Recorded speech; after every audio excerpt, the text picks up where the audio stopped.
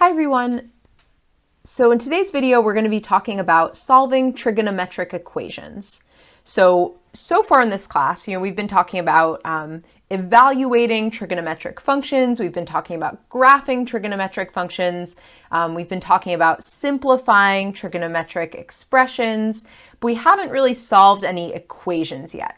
So it's going to be fairly new in that regard. However, a lot of the stuff that we'll be doing, especially in today's video, is going to be stuff that you pretty much already could have done before today's video. So we're going to be focusing on trigonometric equations all week, but today's video is specifically going to be focusing on examples that you can do without a calculator. So we'll see in the next two videos this week that there are some examples where you have to use inverse trig and you have to type things into a calculator, but today's not going to be like that. Today's going to be all just kind of using our knowledge of the unit circle and angles in order to solve equations. So let's jump straight into an example. And we'll see that the method we use on this one is basically going to be very similar to the methods we use on the next examples. So let's say that we wanted to solve the equation. Everything's going crazy. Okay. Solve the equation cosine of x is equal to square root of 3 over 2. So first thing, let's think about what it actually means to solve an equation. Because I think a lot of people kind of have an idea in their head of, oh, solving an equation means doing algebra, or square rooting both sides, or dividing both sides by 5, or doing inverse this to both sides. Solving an equation in general just means finding a solution. That means finding a value of x that makes this equation true. Right? Like that's what it means at the end of the day. That is the most important thing to understand about solving an equation, is that it basically just means, so in other words,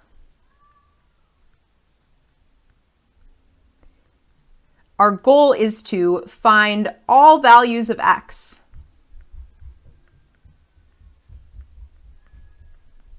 that make the equation true. And that's what it always means to solve an equation. It's just that, when we're solving equations, sometimes we have certain algebraic methods that we use, but at the end of the day, that's really what it means to solve an equation. It's just finding the values that make it true. So in this case, what kind of things are we looking at here? We're looking for angles, right? We're trying to figure out what angle would we need to plug into cosine so that we would get square root of 3 over 2. So the first step that we're always going to be doing in these types of problems is we're going to start by finding all non-coterminal solutions. And that might sound like a mouthful, but I'll explain what I mean by that in a minute. So we're going to start by finding. So basically, we'll see in a minute that there are a lot of solutions that are coterminal with each other, but we're going to start by seeing how many non-coterminal solutions can we find. So how many different solutions can we find so that they actually look like different distinct angles on the unit circle. So what are we trying to find here? We're trying to figure out what angles would we need to draw so that they had a cosine value of square root of 3 over 2.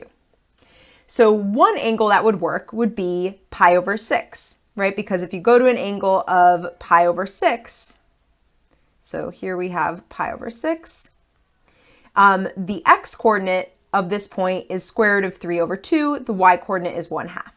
And so that means that cosine of pi over 6 is square root of 3 over 2, so that means that x is equal to pi over 6 is a solution. So in other words, like, whatever you're claiming is the solution, if you were to plug that number back in for x, you should get what it says you get. So cosine of pi over 6 is equal to square root of 3 over 2. Okay, but there's another point or another angle that doesn't look like this angle that would also work. So what is that other angle? Well, if we went instead to negative pi over 6, or let's actually call it in this case, so if you were to measure it this way instead, that would give you, or that would be an angle of 11 pi over 6, right? Because 12 pi over 6 would be 2 pi. So 11 pi over 6 is just pi away from that. And so that point on the unit circle has the same exact x coordinate. It has a different y coordinate, but that doesn't matter because we're only looking at cosine here. So another possibility is x is equal to 11 pi over 6. So those are two completely different angles. They don't look the same, that both have a cosine value of square root of 3 over 2. However, those are not all of the answers. So why do I say that? Well, we know that there are infinitely many angles that are coterminal with these two angles. So basically what we're going to do is we're going to kind of tack something onto our solutions that will allow us to incorporate these extra solutions. So for example, let's focus first on the blue angle, the pi over 6. If we were to take pi over 6 and add 2 pi to it, so that would be pi over 6 plus an extra 2 pi, that would bring us back to the same angle, right? Or if we were to add 4 pi, so that would be going around to pi over 6 once and then going around again, that would be now 4 pi plus pi over 6. So you can go around the unit circle like as many times as you want. If you're always adding that onto pi over 6, you're always going to end up at the same angle.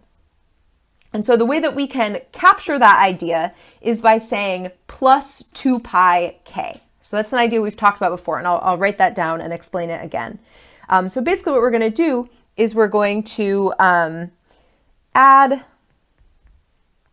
2 pi k to each solution. And why are we doing that? That's so that we can include all angles that are coterminal with our original two angles, right? So our original two angles were pi over 6 and 11 pi over 6. So how do we like actually write that down? Well, we can say x is equal to pi over 6, and then we just tack on plus 2 pi k. And then similarly, we have x is equal to 11 pi over 6 plus 2 pi k. So again, this plus 2 pi k just represents the fact that pi over 6 and 11 pi over 6 are not the only two solutions. For example, if we did pi over 6 plus 2 pi, like we just said, that would be an angle that looked like this. That would be another solution. So that, if you actually did out the math, that would be, let's see, that would be 13 pi over 6. So 13 pi over 6, if you take cosine of 13 pi over 6, it's also square root of 3 over 2. And similarly, if you add or subtract any copy of 2 pi to 11 pi over 6, you'll get back to this same place on the unit circle. So that gives you another different angle that is still a solution. So let me just write down that what does this number k represent? This represents, or k here is any whole number, positive or negative, to represent the fact that you can add or subtract any multiple of 2 pi. So if you wanted to, you could do pi over 6 minus 20 pi. That would mean that you had pi over 6, but then you went around the unit circle in the backward direction 10 times. That would bring you back to the exact same point on the unit circle. So that angle, even though it's, it's kind of a crazy angle, it's still a solution to this original equation. So you don't have to write down this part. It's kind of understood. This is a very common way of writing down answers in trig. So if you just say pi over 6 plus 2 pi k, everyone will understand that what k represents in that situation. So this would be your final answer. This and this. So I want to show you another way to kind of think about this, what's going on here. So another way that you could think about this, and this isn't really how you'll solve these, but you could look at the graph, right? So one way of solving, if you're trying to solve cosine of x is equal to square root of 3 over 2, you could look at the graph of cosine of x. So f of x is equal to cosine of x. And you could see at what x values does that graph reach a height of square root of 3 over 2. So if you were to do that, so right here I have graphed, and I'm actually going to pull up Desmos in a second so we can explore this a little bit more. But what's going on here is that the original, or the thing that's graphed in black, is f of x is equal to cosine of x. And then this horizontal line is at a height of square root of 3 over 2. So what we can see is that we have the two solutions that we came up with over here. So our two solutions were pi over 6, so that's here. And then the other one we found was 11 pi over 6. But notice we have another one here, 13 pi over 6. So where does that come from? Well, 13 pi over 6 is pi over 6 plus 2 pi. And then I'll show you in a second on Desmos that there's many, many more answers that work. So again, there's kind of two ways to think about it. One way to think about these coterminal angles is that you're going around the unit circle and you're kind of coming back to the same angle. And the other way to think about it is because the graph of cosine goes through these waves, it kind of returns to these same heights with a certain pattern. So within, like, if you look at just sort of the main part, or not the main part, but just one cycle of the cosine graph, right? That would be from 0 to 2 pi. So from 0 to 2 pi, that's the part that I just kind of bolded here. So from 0 to 2 pi, that's where we found our two solutions, right? Because those were the two solutions, pi over 6, 11 pi over 6, those were the two that were at different non-coterminal parts of the unit circle. The other solution here, the one that I circled in orange, well, that's after the graph starts repeating. So that's why we didn't see that solution in our kind of first sweep around the unit circle. It's because it's not between 0 and 2 pi. So just to quickly show you, so for example, like we said, so here's our solution pi over 6, here's 11 pi over 6. Then if you add 2 pi to pi over 6, you get 13 pi over 6. If you add 2 pi to 11 pi over 6, you get 23 pi over 6. And so on and so on. So we keep getting like these two kind of like symmetric solutions that look just like the solutions we had in the first part of the graph. It's just that they're being repeated by adding on 2 pi over and over. So this is the general strategy we're going to use in all the examples today, is basically using the unit circle, finding as many non-coterminal answers as we can, and then understanding the fact that we have to tack on plus 2 pi k to encompass all of those coterminal solutions. So there's one important thing I just want to mention about the online homework and the way that it's actually going to be kind of different from what we're doing today. So quick note, maybe let me do this in another color. So note, on the online homework, just because of the way that it's kind of coded, they always just ask you to find solutions between 0 and 2 pi. So you're not going to have to do any of the 2 pi k stuff on that. So on the online homework, you're only asked to find solutions between 0 and 2 pi. So this basically means that you can skip step 2 above. So I do expect that you understand, and like on a test or a quiz, I would expect that you would be able to say plus 2 pi k if I asked for all solutions, but just be aware that on the online homework, they're only asking you to find solutions between 0 and 2 pi. So you just have to find those first two solutions, and then that's it. Okay, so basically the rest of this video, we're just going to do a bunch more examples. So the next one's going to be fairly similar, and then we'll do a few more examples that bring in some new stuff. Okay, so I guess I kind of lied. This one does bring in one new thing. So we're going to solve 2 sine of x plus 1 is equal to 0. So on this one, compared to the previous one, there's actually one step we have to do before anything else. So comparing with the previous one was already set up to say cosine of x is equal to something. So we could kind of jump straight in and say, oh, we know what angles that's true for. This one is not set up that way yet. So the first step we're actually going to do on this one is we're going to isolate sine of x. So we're going to do things to both sides of the equations in a manner so that we get sine of x by itself. So what's that going to look like? Well, we have 2 sine of x plus 1 is equal to 0. So we can start by subtracting 1 from both sides. So that gives us 2 sine of x is equal to negative 1. Then we divide both sides by 2 and we get sine of x is equal to negative 1/2. So once we get to this step, now we can kind of just go at it the way we did on the previous one. So the previous one, as our kind of first step, we found the 2 non-coterminal solutions. So we're going to do that here as well. So we're going to start by finding all non-coterminal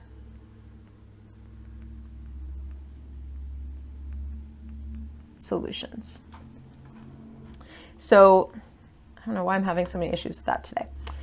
So in this case, we're trying to figure out what are some angles such that sine of x is equal to negative 1/2. And so that means now we're looking for angles with a y coordinate of negative 1/2. So what would be one angle that would work? Well, if we go here to actually one of the same angles we had in the last one, so this is an angle of negative pi over 6, or we could also call it 11 pi over 6. So that angle has a y coordinate of negative 1/2. Let me make that a little neater. And so that tells us that one of our solutions is x is equal to 11 pi over 6. And then another solution would be, so we want to look where else on the unit circle do we have a height of negative 1/2, and another angle would be here. So sorry, I kind of did this in a messy way. But this would be an angle of, so that's pi over 6 past pi. So that would be an angle of 7 pi over 6, because 6 pi over 6 is pi, and we're going pi over 6 further. So x is equal to 7 pi over 6. So those are our 2 solutions that are not coterminal with each other. And then the last step is then to just add 2 pi k to each solution, because again, that encompasses then all of those other angles that are coterminal. So our final answers would be x is equal to 11 pi over 6 plus 2 pi k. And then x is equal to 7 pi over 6, also plus 2 pi k.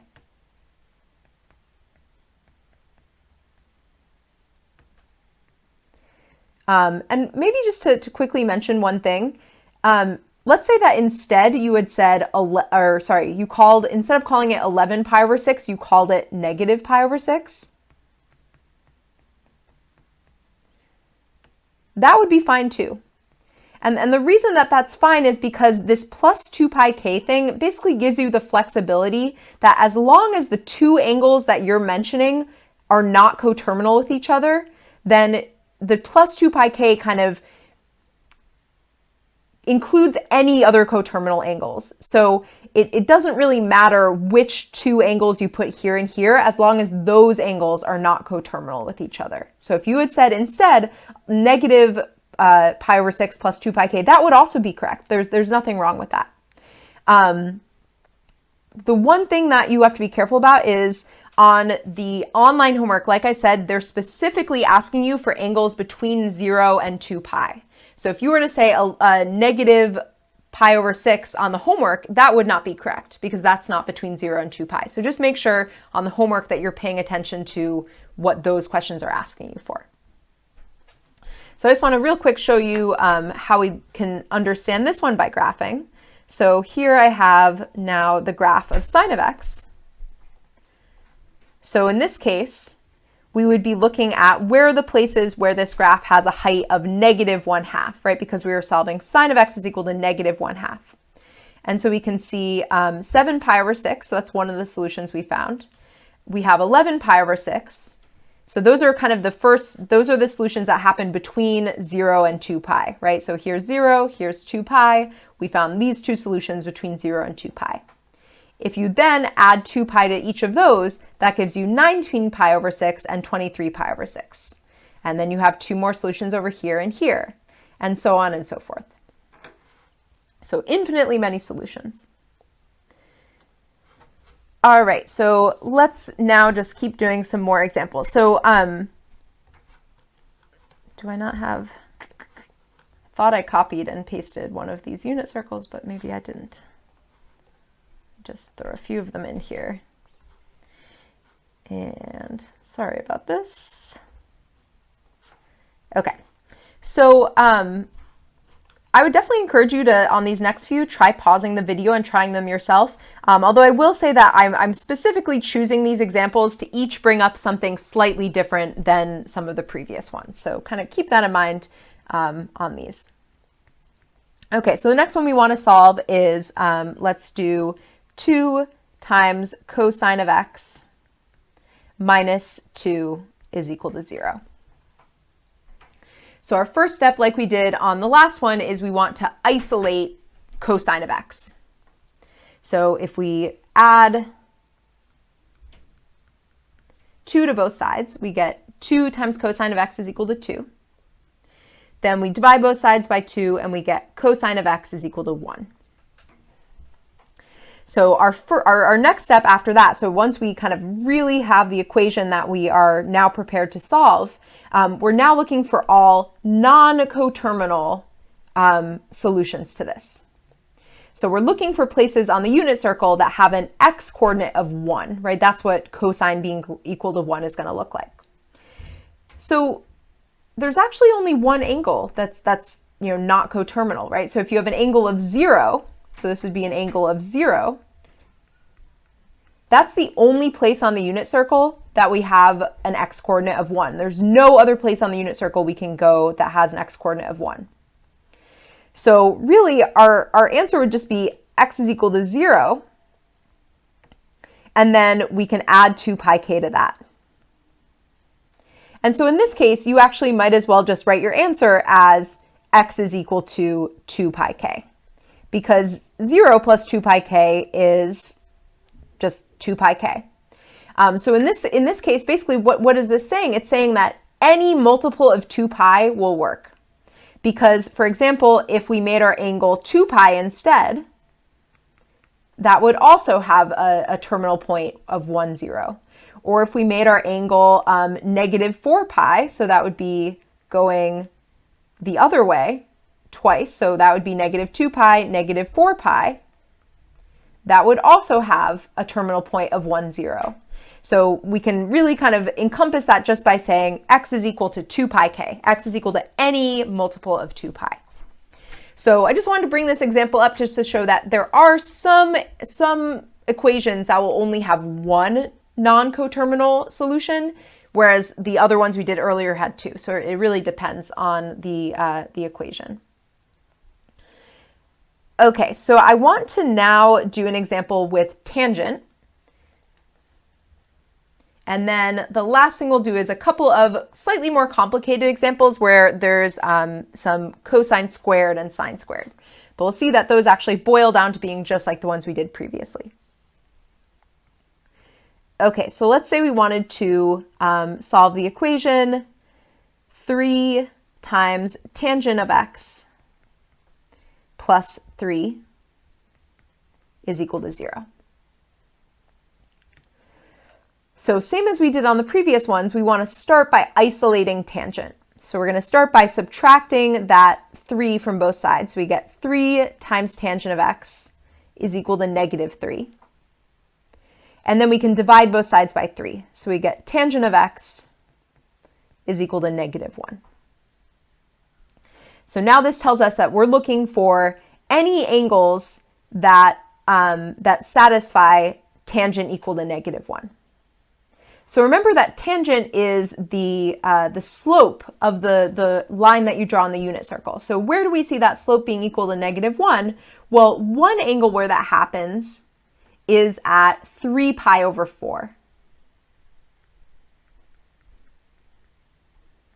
Because at 3 pi over 4, we have a negative x coordinate and a positive y coordinate, but they're the same, value. And so therefore, when you divide them, you get negative 1.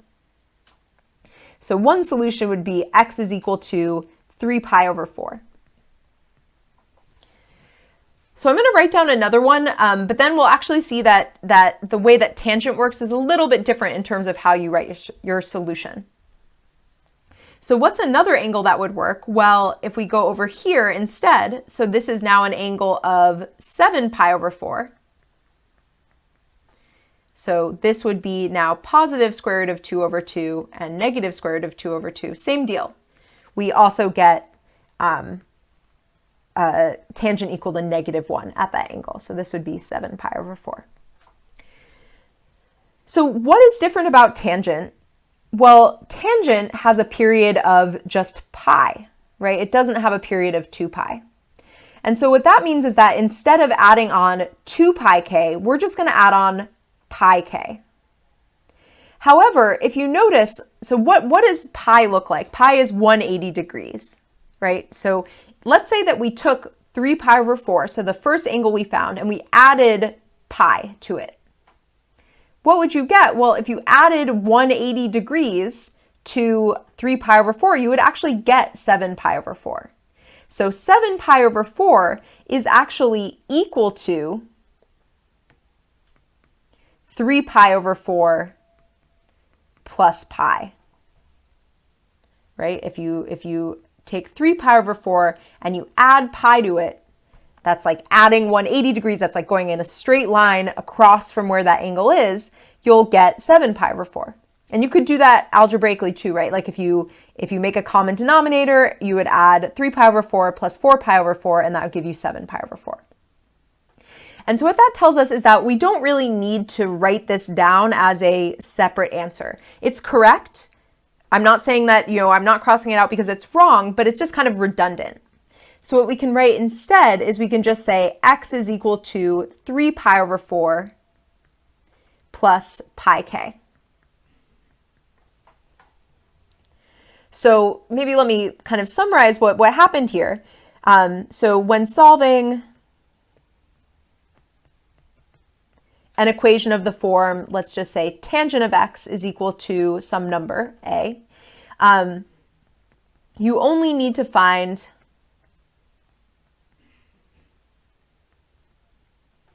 one solution.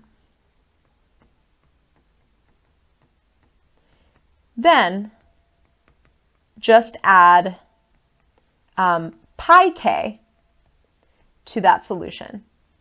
And it's just like we said, it's because the period of tangent is just pi, that basically tangent doesn't need the whole unit circle. You can go through all the different possibilities for tangent in only half of the unit circle. So basically just find one solution, and then you can just say plus pi k. So it's actually easier than the other ones, I think.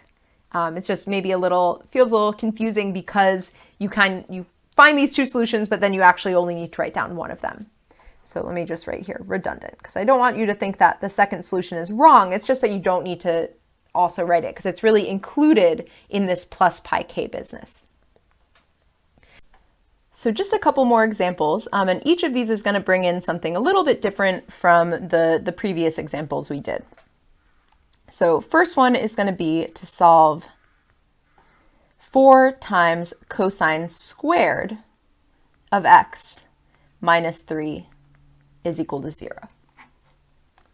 So what's the biggest difference here? Well, it's the fact that we have cosine squared. So we'll see that this will the beginning of the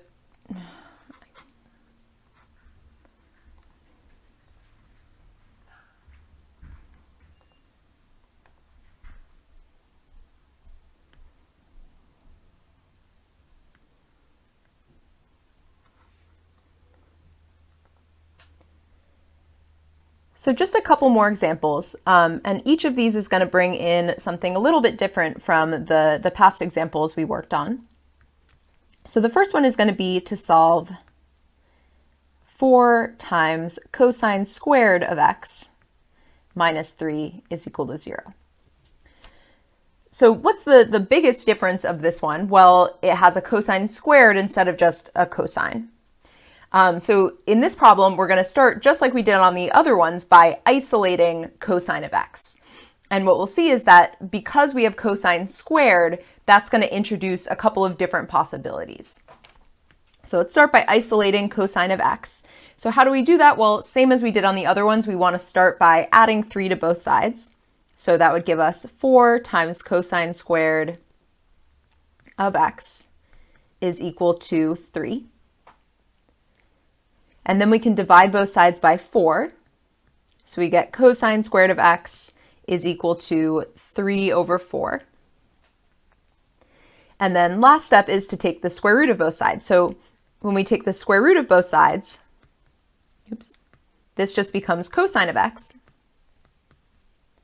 An important thing to realize here is that we have a plus or minus, right? So we could either have cosine of x is equal to positive square root of 3/4, or it could be equal to negative square root of 3/4.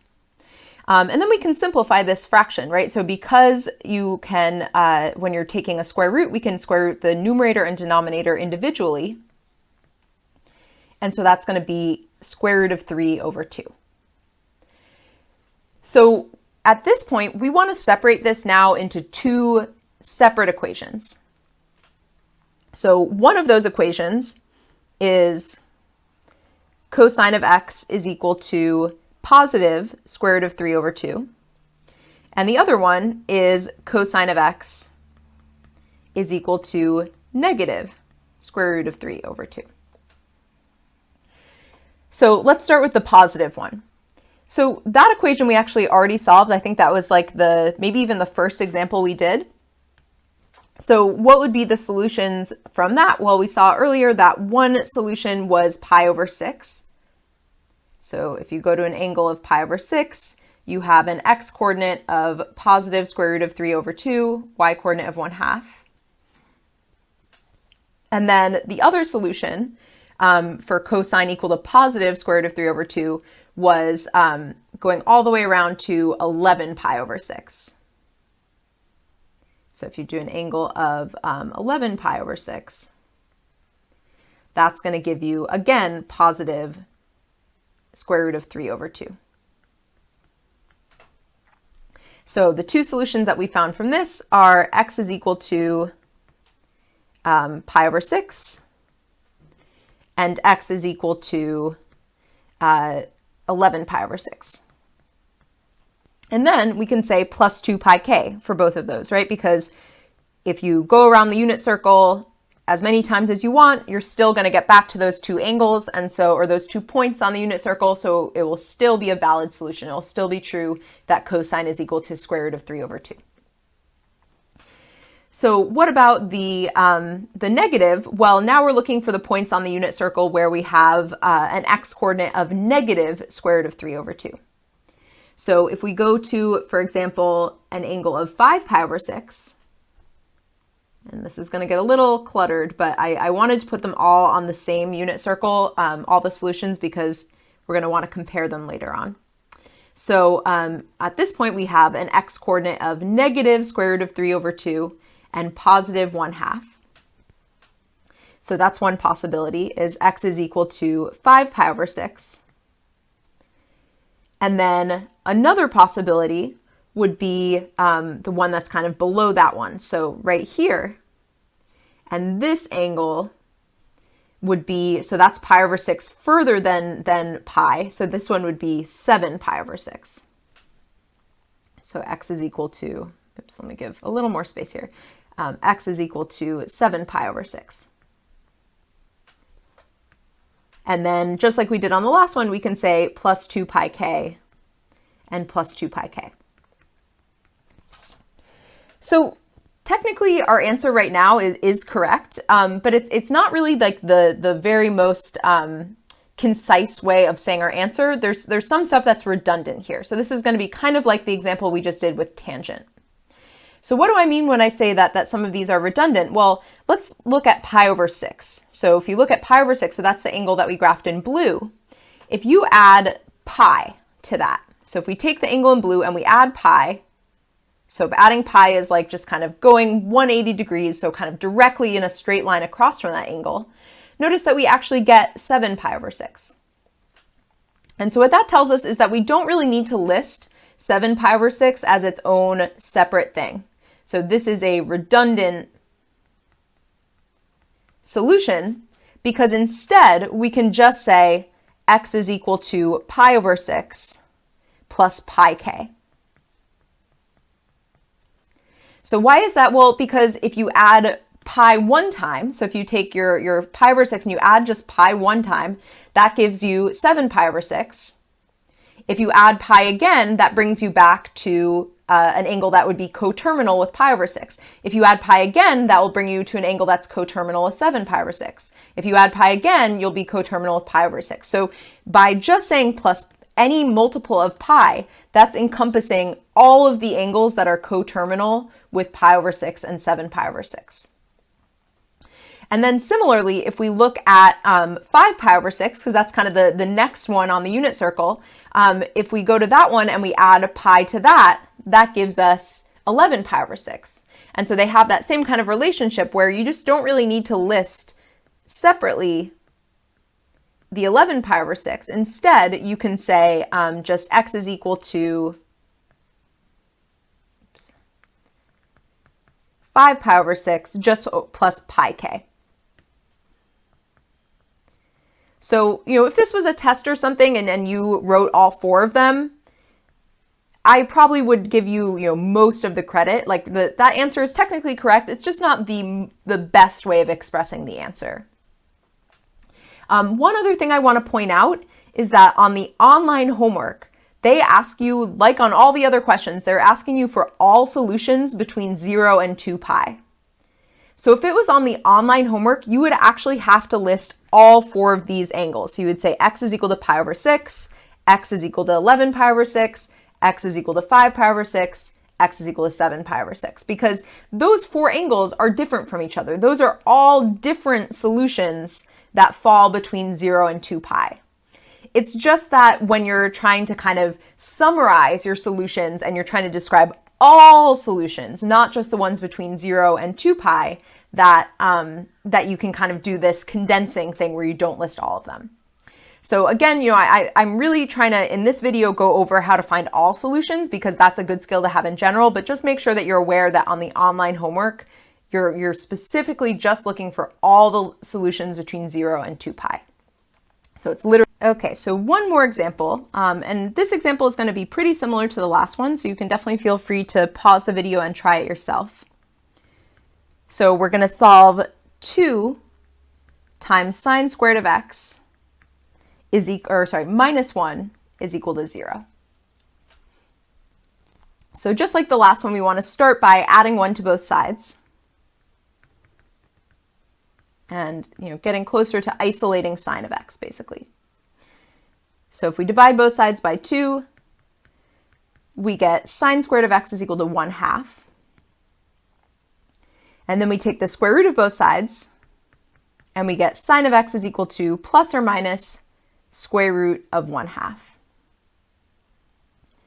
And just like the last example we did, well, we can rewrite this as plus or minus, take the square root of both parts individually. So that would be 1 over the square root of 2. And then if you rationalize the denominator on this one, and it's important to rationalize the denominator because otherwise you might not really recognize what number this is. So if we multiply this by square root of 2 over square root of 2, we get square root of 2 over 2. And that should be, ring a bell of okay, that's the, the numbers that we see at these multiples of pi over 4. Whereas 1 over square root of 2, even though it's the same number, you might not recognize that you know it on the unit circle. Okay, so like in the last one, we want to split this into two possibilities.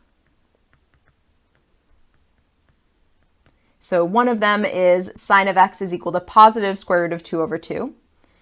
And the other possibility is that sine of x is equal to negative square root of 2 over 2. All right, so let's start with the positive ones. So if we go on the unit circle to an angle of pi over 4, so we're going to get square root of 2 over 2, square root of 2 over 2, and so the y value of this point is square root of 2 over 2, so sine of pi over 4 is equal to square root of 2 over 2. And then where else can we go on the unit circle that has a y-coordinate of positive square root of 2 over 2? Well, we can go to an angle of 3 pi over 4. Because this one has a negative x-coordinate, but the y-coordinate is still square root of 2 over 2, positive. So our two solutions that we found so far are x is equal to pi over 4 and x is equal to 3 pi over 4. And then we can tack on a plus 2 pi k to each of them. Although we'll see at the end that just like the last example we did, we're going to condense our answers at the end. Okay, so where can we go for negative square root of 2 over 2? That would be angles down here. So one example would be, so this is 5 pi over 4. So if you go to an angle of 5 pi over 4, we have an x-coordinate of negative square root of over 2. And we also have a y-coordinate of negative square root of 2 over 2. So that gives us sine equal to negative square root of 2 over 2. And then the last non-coterminal solution we can find is that if you go to 7 pi over 4, so that's like this,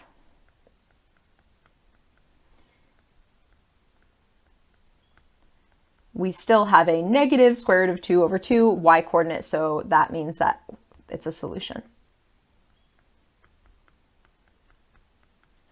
And then plus 2 pi k.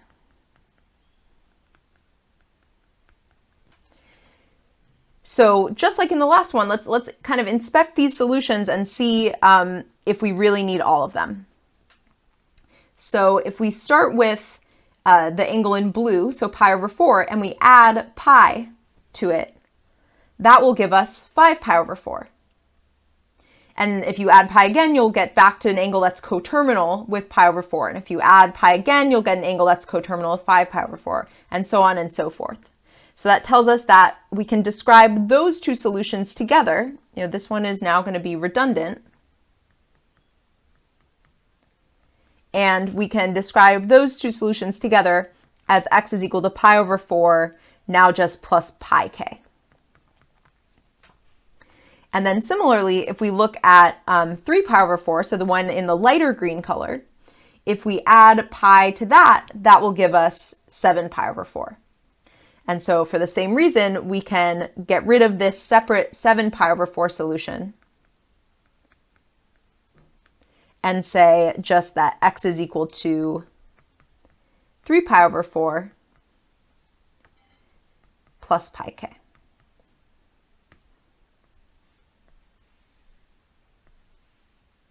And those are our solutions. So that's it for today's video.